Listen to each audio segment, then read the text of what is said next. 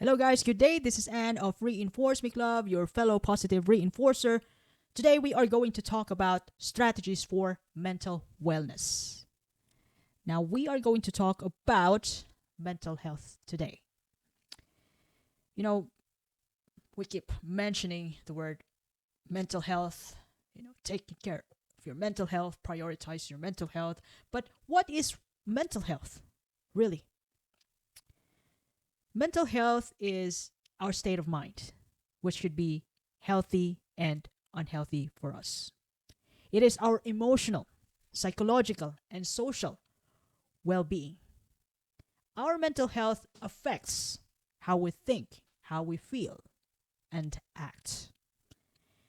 Our state of mind or our mental health helps us determine how we handle stress, how we relate to others, and how we make healthy decisions for ourselves and to others. It's overall state of mind. It's in the inside, and then it reflects to our outside, to our external environment. Now, it's important to talk about mental health because in that way we could reduce the stigma. The mental health stigma wherein society have negative perceptions on those people who seek help for anxiety, PTSD, depression, bipolar. They have negative. Some people have negative thinking on those fellas or individuals who seek help to solve their problem, which is absolutely nothing wrong with it. Some people couldn't handle it themselves. That's why they need therapies, a counselor, to get their act together and to get back on the track that they set for themselves. While some people are doing that, others are thinking like, oh, something wrong with that person. Well, to be honest, nobody's perfect. Everybody's life is up and down. Sometimes we're happy. We could be hyper when we're up, like everything works well. And then when it messed up, adversities, problems are coming up. You know, Sometimes it's not easy to be in that situation wherein the setbacks are there in front of you. You have to overcome it. You have to get through it. And everybody has downtime. Even the richest man in the world, Bill Gates, Elon Musk, they're not perfect. It's not always rainbows and blue skies. People grow in the midst of downtimes. We need stress in order to improve. It's not, we can't really grow. We can't grow in those happy moments. We can't grow in success. We grow, through the process of succeeding. We grow along the process. We grow through our means towards our ends. So some people needs help. Some people need help to solve their problems, and there's nothing wrong with that. And when we talk about mental health, when we open up ourselves to other people, those people whom we trust, those people who wants the best for us, talking about our mental health increases awareness and understanding of mental health issues, helping people recognize their symptoms in themselves and in others. So in that way, we could work together, cooperate, help each other get our shit together. It encourages empathy and understanding towards others. When we talk about mental health, when we have knowledge about it, and we have accepted it completely with all our heart. And when we talk about our state of mind, it also leads early diagnosis and treatment for some people, which can significantly improve outcomes for those suffering from mental health condition like depression, childhood trauma, those people who suppress their anger towards their mom or dad, that they haven't get over it for the longest time, and they keep projecting it to their different relationship, to their significant others. They haven't ended the cycle of violence. In some point, we we also need help. We need support, not necessarily from therapists or counselors. We need support from people whom we trust, who wants the best for us. And sharing our experiences fosters a supportive environment where people feel less isolated and more understood. So when we share our feelings to those people whom we can trust, to those people who can bring out the best in us, it encourages empathy and compassion within the family, within our loved ones, within a community, within a group. So that's how important is talking about mental health. It could be crucial, but addressing mental health issues, or personal problems that we cannot solve, not necessarily financial, but depression, especially childhood trauma or traumatic experiences that we have in the past that we haven't get over it. It is essential in improving the, the quality of our life as well as our well-being. So, in other words, we cannot do this alone. No man is an island. In some point, some people are comfortable asking help from a therapist or counselor. Some people are okay to ask help from their mom or dad or best friend. We need each other. Life is a season. Everybody has ups and downs. So, whichever works for us, then do it. Do it regardless of what other people think, because we cannot please everybody. So we just have to do whatever it takes for us to get our act together, to get our shit together, and get back on the track for our goals and dreams in life. And there's nothing wrong with that. Now, I am going to give you the top 12 strategies for maintaining a good mental health. And some of these are absolutely basic ones, like the number one, regular exercise. Physical activity releases endorphins, which can reduce stress and improve your mood. You know what happened when you complete your exercise variation during your workout session? You feel good. And it even releases dopamine, which also makes you feel good mentally, because you have already released the negative energy while you're working out. You were stressed at work, then work out hard. Work out hard in that way.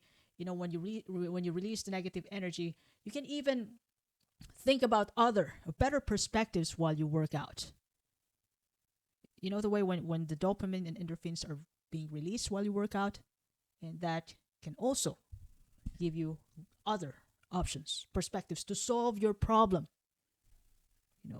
If you were stressed a while ago from work, so you could also help that workout, use that workout session to solve your problems. And not necessarily, though, that you have to go to the gym. Even just brisk walking for 15 to 30 minutes on the park, that's already good enough. When you set yourself up to move your body in that period of time and you completed the task and you're really happy about it. And that's what it is about. Keep your body moving.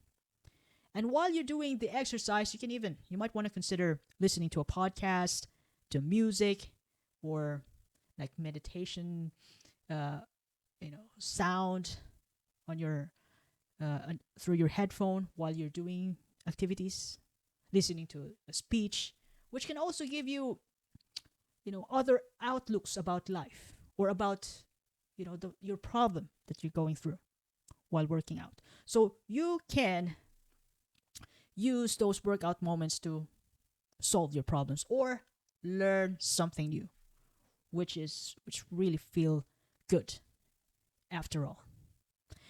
The second thing that you can do is balanced diet. Eating nutritious diet helps maintain an overall health. Our food has positive effect on our mental health. And have you experienced it when you eat shitty food, you also feel shitty? So that's what it is about. So fruits and vegetables, high fiber diet, or if you have an underlying illness, you can follow your special diets.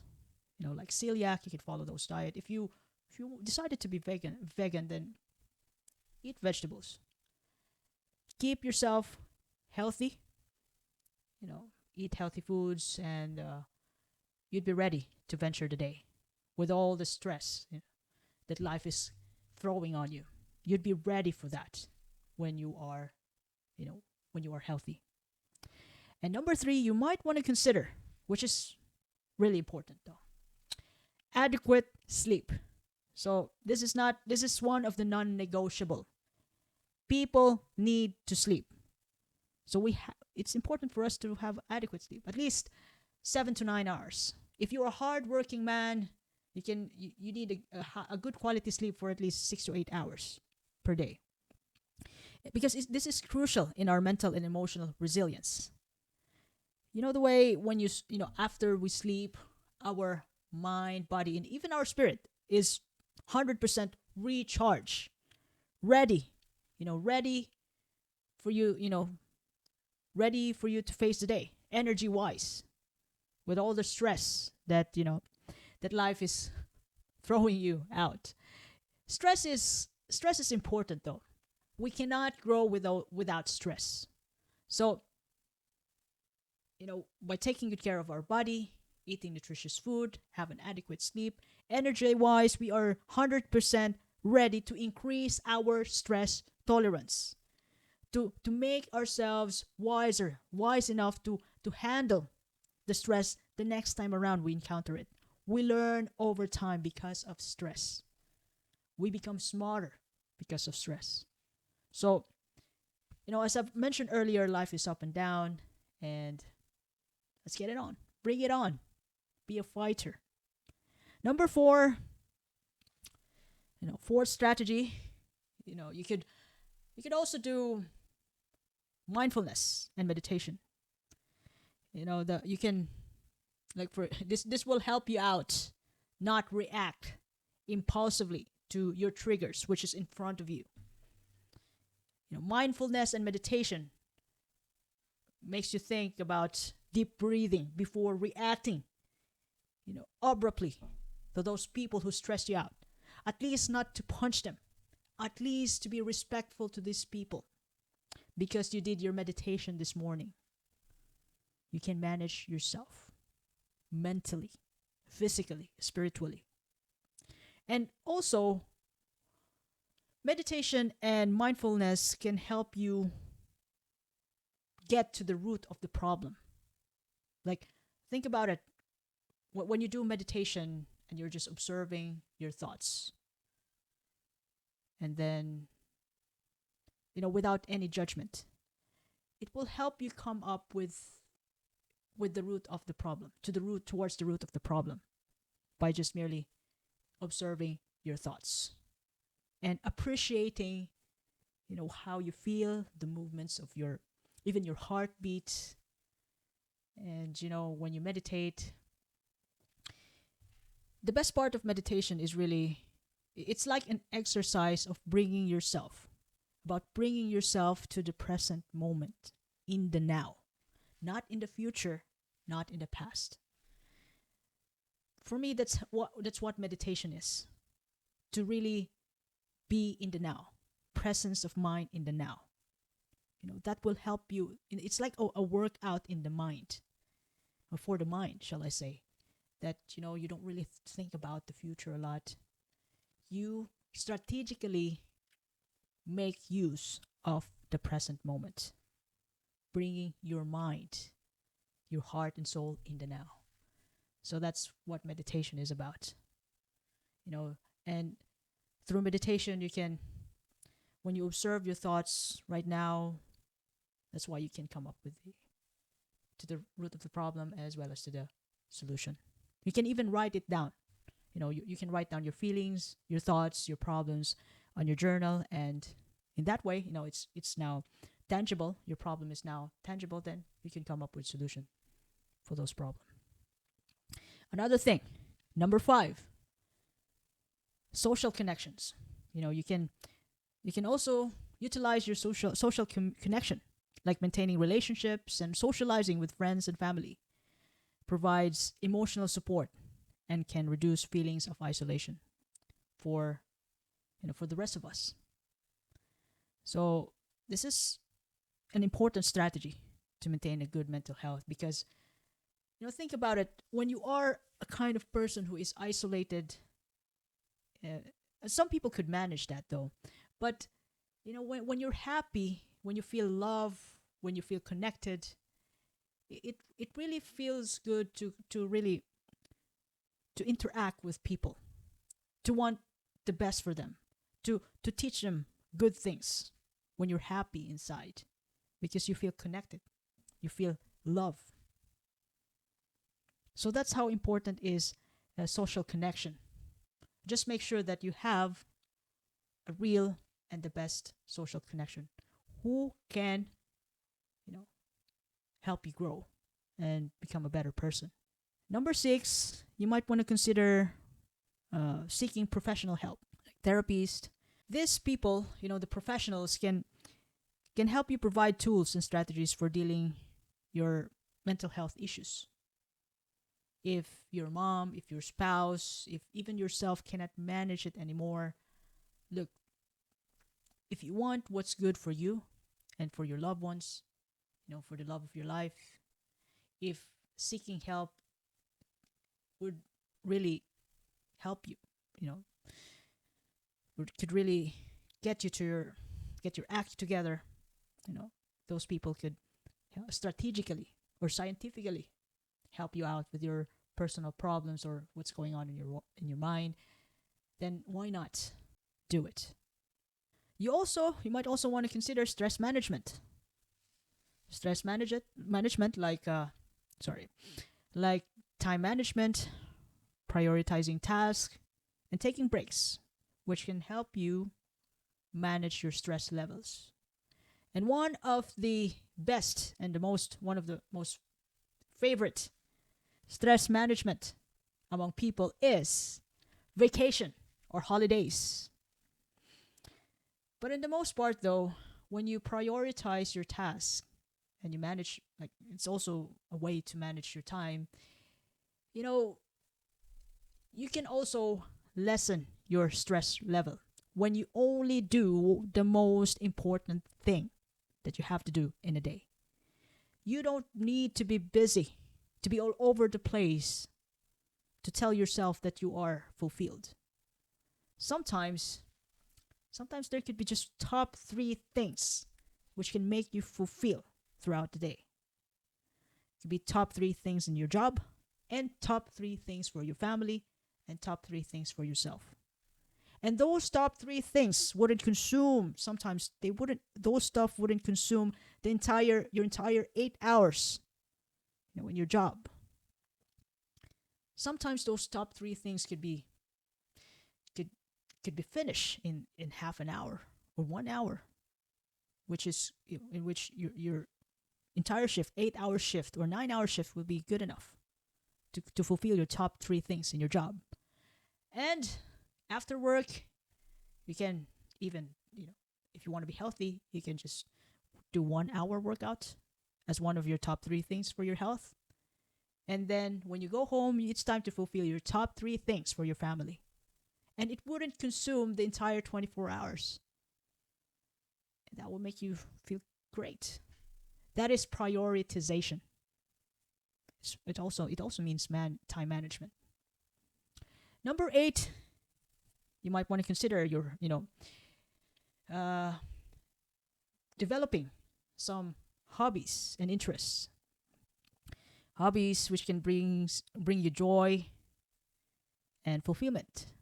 And when you're doing your hobbies like golf, tennis, or reading, or it could be nature trip, these activities can help improve your mental health and provide a sense of accomplishment for you every time you do this. And think about it.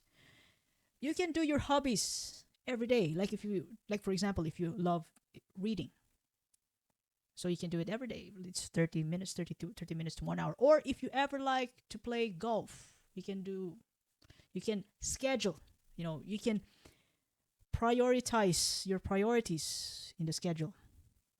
If you love golf, then make time for golf. It could be 2 to 3 times a week of golf session, or swimming, or basketball, or making time with your kids, spending, making memories with your family. You can create that. Number 9, limit alcohol and avoid drugs. Reducing and avoiding alcohol and drugs can prevent their negative impact on your mental health, because these are downers. Think about it. When you're not going anywhere when you do drugs. I'd say you're not going anywhere because it will only increase your dosage. And as you increase your dosage, it will drain you, your energy, your resources, your connection with your family, your connection with with the outside world. It will drain you up. Drugs and vices will just eat your life away. So don't do drugs and alcohol. Not too much alcohol, shall I say. Now, another thing, number 10, set realistic goals. Setting and achieving realistic goals can boost your confidence and create a sense of purpose. The way when you have purpose, it is, you're going to have a reason to wake up every day. When you have a purpose, you have a direction where you're going in 5 years, in 10 years. And having a direction, having a purpose will help you become resilient. Like whatever problem comes along, you'll be happy enough to fight for it, to fight for your goals and dreams, for your family, for the future that you desire. So, success is personal. Some people just want to be the best mom in the world, the best dad in the world. Success is personalized. You don't have to be a millionaire, a billionaire to be successful. You just need to come up with your own purpose. Number 11, practice gratitude. You can make your own gratitude journal, or regularly reflecting on things that you're thankful for. Gratitude surely improves your mood because it makes you thankful about what you have, even the smallest thing, like even the moment you wake up in the morning, having complete body parts, health, good health. You can still able to move your body. You still have the energy to get through the day. Even the oxygen that you breathe. Little things to be thankful for.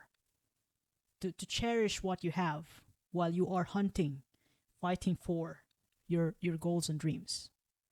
And gratitude can also give you a good outlook about life, positive outlook about life, that there are loads of things to be thankful for every day, every moment, every hour. Even just I have a cup of tea, so thank you, Lord and the universe, for giving me this moment to have my tea beside me, for this time, for this opportunity to talk to you via social media platforms. Thank you. So that is gratitude. I'm just thankful every moment. I actually got in my journal, I write down at least one thing to be thankful for every day. So that's one of my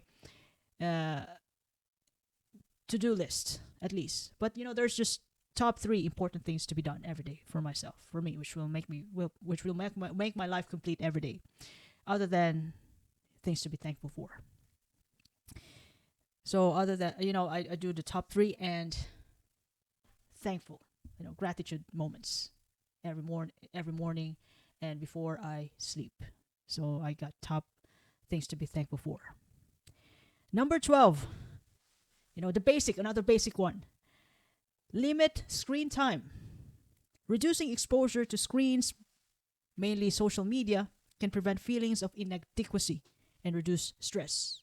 This social media mantra that you must have a beautiful body in order to be a supermodel. In order to be happy, you must have a sexy body. Social media think that there's a lot of stuff in the social media that you have to filter. You have to reevaluate. You have to do research first and dig in for facts before stressing out yourself. You know, those bad news just pop up on the social media and then it destroys your day. You need to reevaluate those information. You need to dig in for facts, not to just simply react on it. All right, so don't overreact. Just do something about it and then react. Sometimes you don't really need to react, it's just the way it is. Now, by addressing mental health openly and employing these strategies, you and me can foster, you and me and the rest of the people can foster a healthier, more balanced lifestyle that promotes mental and emotional well being. So that's how important it is to really talk about our mental health and take care of it, protect it, and nourish it as we go along, as we venture our purpose in life. So if you ever love this episode today, you can follow me in YouTube, Facebook, Spotify, Apple Podcast, and Amazon Podcast. This is Anne, by the way, of Reinforce Me Club, your fellow positive reinforcer. I do appreciate your time and have a lovely day